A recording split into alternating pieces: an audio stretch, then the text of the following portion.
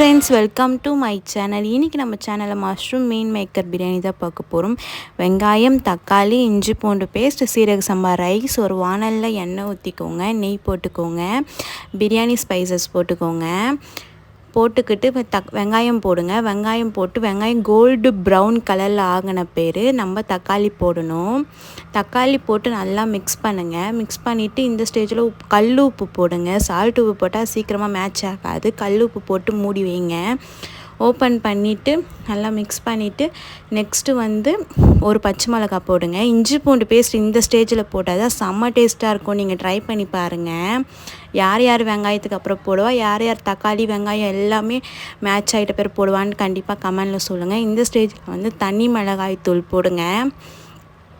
நல்லா போட்டு நல்லா மிக்ஸ் பண்ணுங்கள். நான் பிரியாணி மசாலாலாம் போட மாட்டேன். மஷ்ரூம் போட்டுக்கோங்க. மஷ்ரூம் போட்டுக்கப்புறம் தயிர் ஒரு அரை கப்பு, ஒரு 3 டேபிள் ஸ்பூன் தயிர் ஊற்றுங்க. அப்போ தான் பிரியாணி டேஸ்ட்டாக இருக்கும்.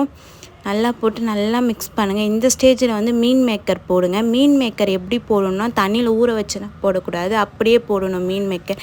அப்போ தான் நம்ம உப்பு காரம்னா அதில் ஏறும். நம்ம தண்ணியில் போட்டோன்னு வச்சுக்கோங்க, தண்ணி ஒரு மாதிரி சல்லுன்னு இருக்கும். நம்ம ஸ்பைசஸ் கூட போட்டிங்கன்னா நல்லா காரம் இழுக்கும்.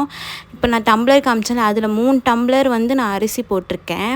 மீன் மேக்கருக்கு சேர்த்து 8 டம்ளர் தண்ணி ஊற்றணும்.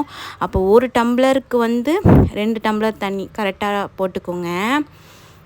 போட்டுக்கிட்டு அரிசியை கையில் போடுங்க.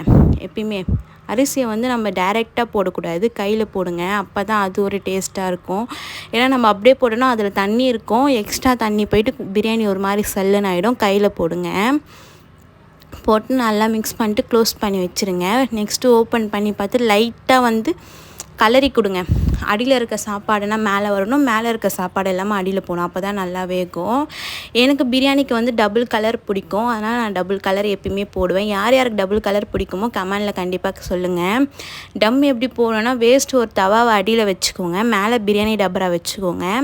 நெக்ஸ்ட்டு நான் இஞ்சி பூண்டு இடிப்பாங்க பார்த்தீங்களா, அந்த கல் வச்சுக்கோங்க. நம்ம வீடியோ பிடிச்சிருந்தா லைக் பண்ணுங்கள், ஷேர் பண்ணுங்கள், மறக்காமல் சப்ஸ்கிரைப் பண்ணுங்கள். இப்போ ஆல்மோஸ்ட் பிரியாணி ரெடி ஆகிடுச்சு. ஓப்பன் பண்ணி பார்த்துட்டு நல்லா கலரி கொடுங்க. இப்போ பாருங்கள், பிரியாணி வெந்திருக்கான்னு நம்ம பார்க்க போகிறோம். பிரியாணி நல்லா வெந்திருக்கு பாருங்கள், கையில் எடுத்து காமிக்கிறேன். இந்த ஸ்டேஜில் நெய் ஊற்றிக்கோங்க. நெய் ஊற்றி நல்லா கலரிக்கோங்க. பிரியாணி காம்பினேஷன் பார்த்திங்கன்னா ரைத்தா, எக், அப்பளம், mushroom biryani. Bye, love you.